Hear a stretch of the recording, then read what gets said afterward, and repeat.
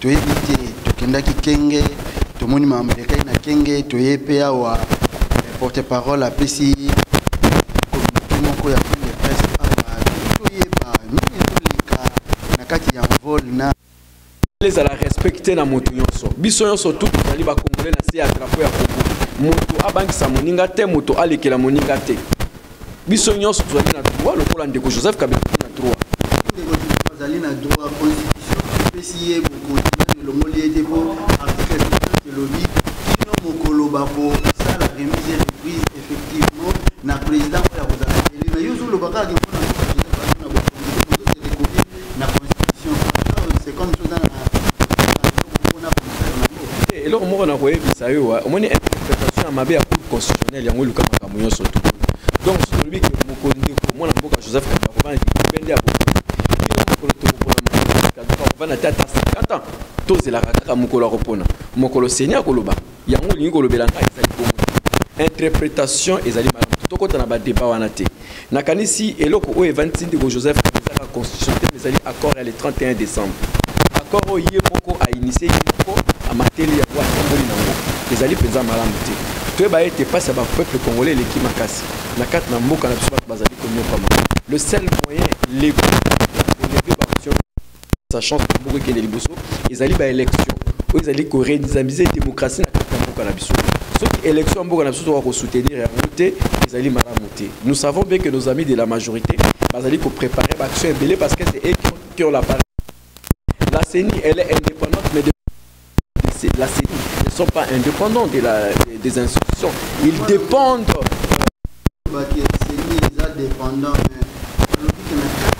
CENI est indépendant. La CENI elle est indépendante mais des personnes qui animent la CENI ne sont pas indépendants.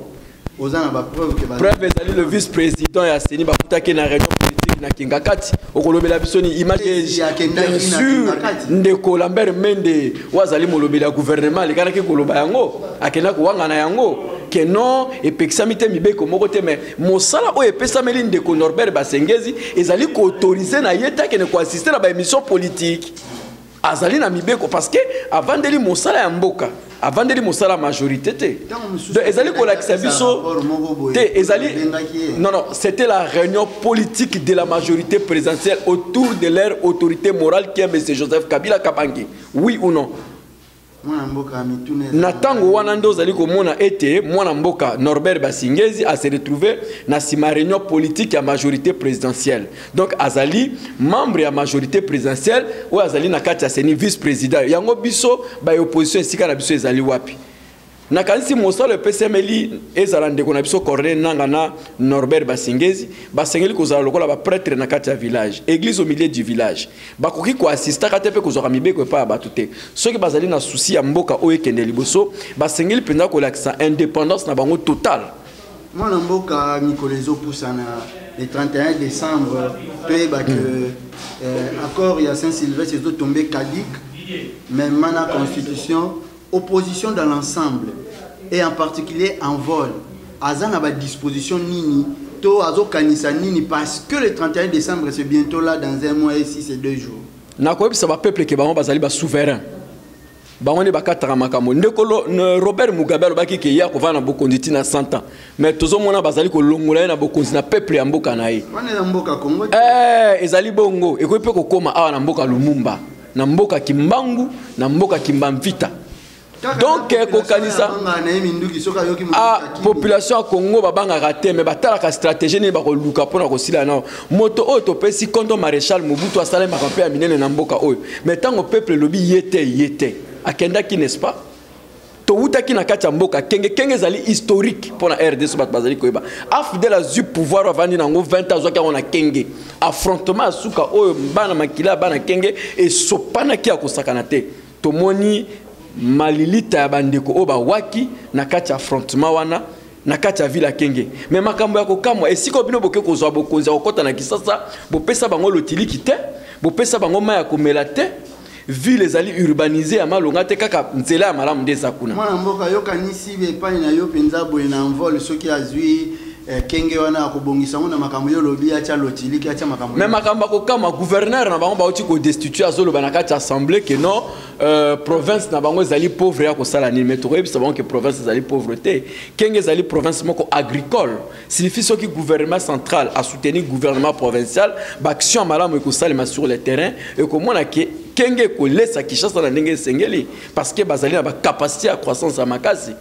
mais yango majorité a bangaki discours bisoto yaki nango a bangaki population et quoi ko découvrir mbeba oyo bazali ko sala. Est-ce que citation à la haine te obokendaki nango yango bango babangi mais qu'attendez-vous de la citation à la haine elingi ko lobanini bo pesa bango discours bayi na bakondi non totangaki kombo ya écoute ngai nazoyebisa na lekanaki na kati ya radio ya Kenge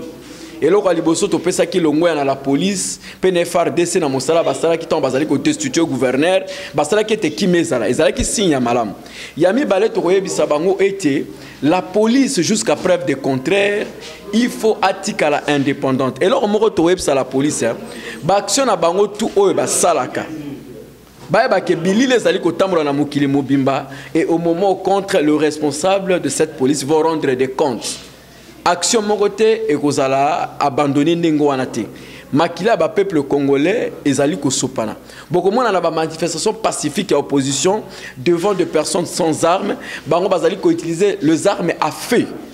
Avec des armes de guerre, les calibres de guerre, bazali ko beta on ba mona loko les ali ba pétard. Bazo bossa la tête ko beta ba balle perdue, il y a des trajectoires et ko ko ma congolais moko de sika songolo pakala. Yango to ko yebisa bango ba tikaka. To senga na la police pour sécuriser la population et non pas pour insécuriser la population. Makamoleki na kenge la police n'a pas insécuriser la population. La police n'a pas brutaliser la population. La population venait calmer ma bateau ba futaka pa kona bango pour ba sombela yo sokotolata obima kitoko pe mbongo na bango futa yo yo zokene ko beta bango gaz lacrymogène bato o bazali ba patron bazali na souveraineté bazali na légitimité ko pesa souveraineté ozali ko sakana na bango ba sakana kana peuple té okoki ko posa peuple lelo lobby mais lobby nango peuple ko sila na yo yango to yebisa bandeko na biso ba majorité ba ke tozalaka ba ennemi na bango té tozali nde ba opposant na bango tozali ba adversaire politique. Lobby misusu kati na bango bakota na kati na opposition ko soutenir candidat na biso Moïse Katumbi toko yamba bango tozali benemi te il faut to éviter ba haine kati na biso mosala na biso ezali ba politique bandeko na biso la police batika kokota na politique makambo na biso ya politique etali bango la police te po ngai ndeko je donner mbongo na telemi na kolata ka tenir la police mukolo moko te mosala na ngai ezali bic papier na parlement donc bakota ka te makambo na biso bakota na kati te tolongola haine kati na biso parce que tozali peuple moko tozali ba congolais tozali ko kabola ba idée lokola pasteur moko azali koloba ete si ton Dieu est mort et c'est le mien ceux qui nzambe na bango azali ko sala te mais ba epa na biso epa na mona mboka deli c'est sanga ba exploiter capacité intellectuelle na ye pona musala ya mboka. Merci mona mboka tokomi na suka ya masolo na biso tala caméra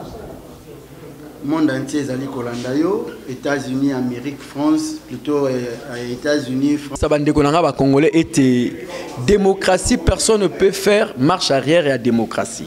Démocratie ezali ko évoluer ezali lokola rouleau compresseur. Mutu mota ko côté melango. Na kanisi sozui makamoleka ki na Kenya. La décision de la Cour constitutionnelle. Tous les qui na Zimbabwe, oh, mimona ki nzambe na kat na Zimbabwe. Et li koloba que tout est possible. Le peuple d'abord. Peuple union surtout congolais ba téléma comme un seul homme. Toko kotia libanda bato o bazali ba ennemi ya démocratie. Bato o bazali ko téléma la démocratie na mboka na biso. O ezali vecteur ya développement. O ezali référence ya ba congolais surtout. Ezali le bon fonctionnement de la bonne gouvernance. Il faut tout éviter makambo mabe na kati na biso. Tozali ko senga to bondisaka individuité.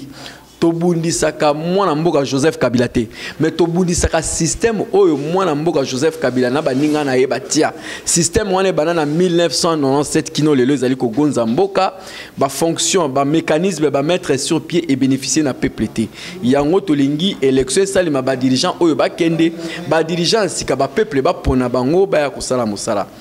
Également je profite de l'occasion pour s'adresser à nos diasporas de l'étranger que nous sommes tous des Congolais. Notre objectif principal de faire évoluer la démocratie dans notre pays. Il ne faut pas qu'un système, nous ne combattons pas un personnage de M. Joseph Kabila, mais un système mis sur pied par celle-ci qui dirige le pays pendant plus de 20 ans. De père au fils, c'est inacceptable. La démocratie, on ne peut en aucun cas le faire stopper, le faire arrêter. Nous avons vu comment la situation a évolué au Kenya par la décision de la Cour constitutionnelle. Nous avons vu également la situation, nous assistons au moment opportun, à un moment même, la destitution de M. Robert Mugabe. C'est lui qui prétendait mourir au pouvoir, mais ce n'est pas le cas. Donc au Congo, nous gardons l'espoir. D'ici le 31 décembre, vous devez garder l'espoir. Vive à l'envol, vive à la République démocratique du Congo. Tous ceux qui souhaitent venir adhérer dans l'envol, le parti cher à l'honorable Delis Esanga, nous le souhaitons la bienvenue. La porte est grandement ouverte. La place de chaque personne il se trouve. Nous demandons aux Congolais d'adhérer à notre vision politique pour faire avancer les choses et la démocratie de notre pays. Merci beaucoup.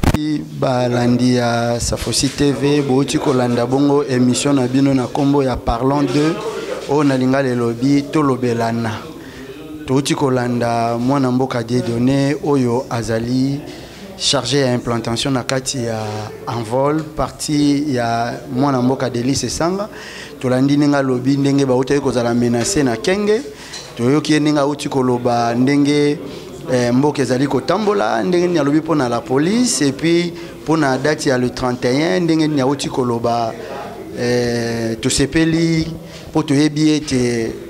bostikali branché boko umela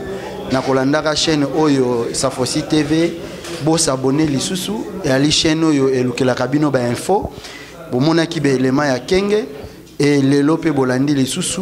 Safosi TV lali pongite bongo to bosani te ko pesa mbote na balandi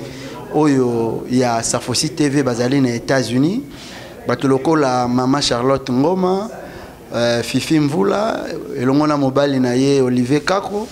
boko bana kolanda Olivier Kako boko bana kolanda chaîne oyo ezali oyo mi pesi mosala ya ko lukela kabino ba information tozangi te ko pesa mbote na Alain Blaise Lobota na kati ya États-Unis et tozangi pete ko pesa mbote na Anastasie Diayandi mwasi moyindo oyo avandi na Manchester na kati ya Grande-Bretagne ozala kana posa ya kosomba mafuta na yo na Grande-Bretagne bazotekela yo na ba prix ya cher mona Anastasie Diayand azoteka balai de beauté na prix oyo ezali raisonnable et ko aider yo o s'approvisionner na mafuta na yo talaka ato na hiver ezatanga nde ya kosalela mafuta ya malamu bongo tokiti na France to saluer bana nyuso Shalom o balandaka Safosi TV topé simbote na Vincent Kizeba, topé simbote na pasteur Beni Matondo, topé simbote na Gina Moindo Mwasi ya Mondele, pe bana nyoso ya Shalom, tokiti na Angola, to saluer bana nyoso ya Angola, kala mingi te Safosi TV zoya na Angola, pona ko zwa lisusu ba information, ko pesa bino ba information, bo lengelama, bo bongama, po tang tokokoma, bo zangate oyo, boko pesa lokola message, mbala ya sima, tokutani na bino,